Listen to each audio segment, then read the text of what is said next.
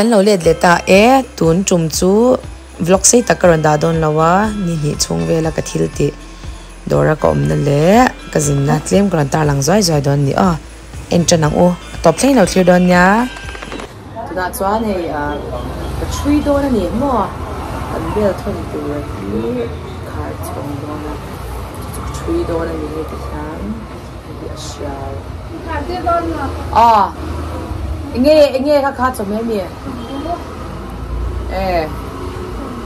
yes nó sẽ juice lá mà sẽ dám khai đâu nữa cái chỗ cái mai tê đều bốc cái mò tụi này chỉ thêm mình đâu học về đều bốc về mà sẽ ý là nó dám rồi con nha nó làm sao vậy mà cái chỗ kia sẽ sống ra kia cái nhà mò mà đi bút cái này cái lệ to cái lâu hóa lệ chứ yêu bạc khăn cái rần đá to cái nông của nó về mò nó em đó đến sao à cần suy lắm rồi nghe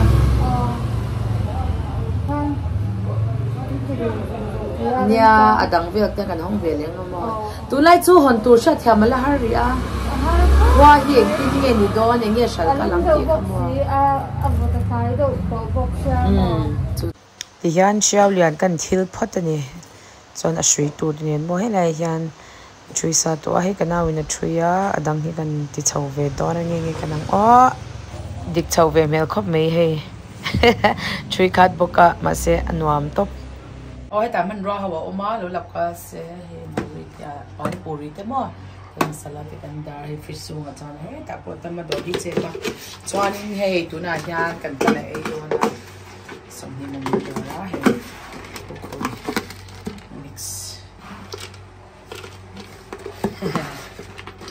Then you can mix in here. Cái đầu đó mẹ bên chú cái phang là mà ai program này tôi đang sau đó rồi các bạn cho nó cái lúc em tôi bắt không trong đâu mà chứ vậy nào cái mà anh muốn năm thầy tôi chỉ để ông ta kinh tế thu à thì chân đó nè công việc sẽ đến đây à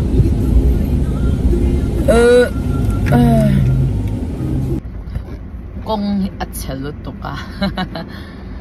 cái phang là bạn giải đó na chẳng theo cái là toai tê tê giỏi đi tê nhưng mà thấy nghe mà một cái năng tung có bạ còn lui phẳng qua việc đó là nhỉ làm đón cấp mấy đấy nhưng mà xây cha sẵn đã giải giải rằng giờ tí cái phang cái chán nữa anh nha mà lâu hay lắm thế bây giờ cần sẽ chăng đều đùa thế mà một tuổi đều thì cần đây ta mấy chán nuôi ôi chăm mút ai ta lăng vì sao cái gì hay đói nia nó đói về chơi ula cái phang anh nha muốn là kia chăng do kinh cái này là hết ta cần pan facial là bôi cái tụi em mình cả thằng thế này thì về mẹ cả hay đói hi nuông nữa tục hết ta làm facial là cần em lắm sẽ lại thêm điều ôi nó em phê là nào mà lẽ mẹ thì hàng gì đầu tuột xá rồi thì ăn hòa má lại thì hết ta cái phao phần gì tên mình lâu này khẩn quá phần viên chả đeo đeo phần gì mang lâu đeo đeo ngầu đeo đeo này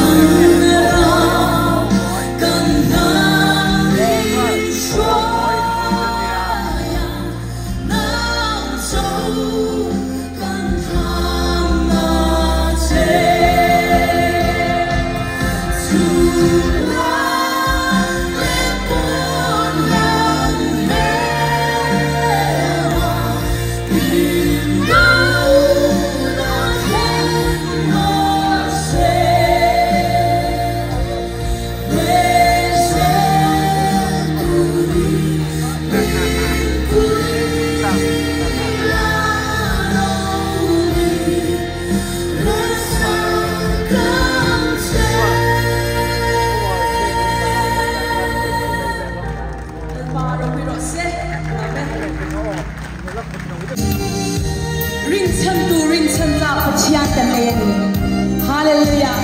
Mangan lai bin chan pui chin tu kan pathian hi at sak to kan tro in sa hau pia mo enge lungai kan thang enge lungai kan thang she om na lo thenin ring lo te ha vinan khurang kan lo na ni ya so in sa hau pia mo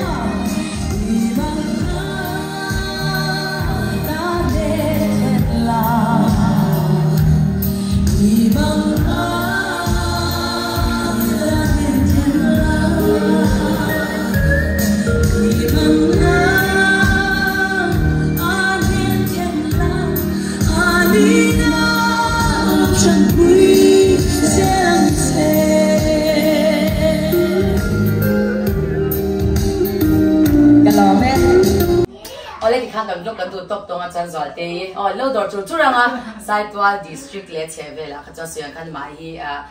enge nang thiam lu tuk mo a kut nu eng kim na kina kan la soi do na wen ya mi lo dot em ma chunga polong thu kan soi ni sela chuan amun ka ke fang dor kon kan ti kha o chang zot kan tiang chai lo like ka ngai lo subscribe vek don ya bye bye vek bale chuan hei zolte kha tian azir chuan na certificate chang chang lo uma ma hi train thavia wani mo chuan chuan certificate omsa nilovin anzir chuan ange anom hiam anin tak le zwal katia chuan hei lo pein mo ya chung te hi adam thak em ani ti kha kan soi do venia po lo dot em a facial te ke mani zong zong mi lo dor ani no pan ve chau don nya ke fang dor kon kha ni maya en lampang ni sai tol pan phe na kong chung le kong no in kara chak lampang a khian lo omanga no pang thom na dor pui te dor ti no ya hen chuk thlanga ve lampang a hian dor chu lo om don ni pan nuam don box ya sai tol district chevel mi ka chuan pan chor chor te Bye bye. Phát hiện ra sân để cha nè, quay đuổi cọp về á, cha đi mình về bữa ai đó, qua buổi tối có mấy cái farm còn,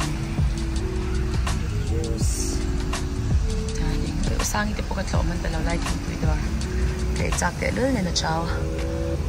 chúng tôi sạc lâu mấy ăn.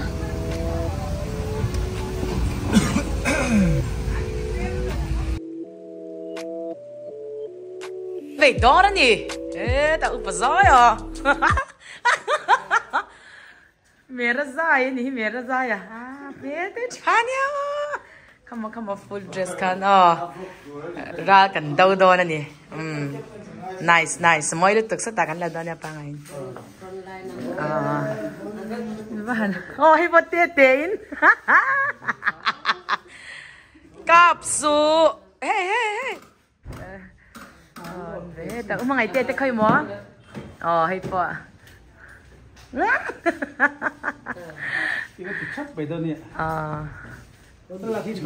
Chạy được. Hay frontliner hộp, anh chơi chơi hộp mấy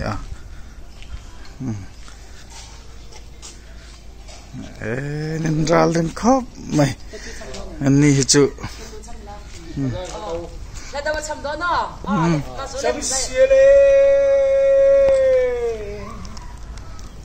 Bon koen timo. Rat hate. Kap chak he.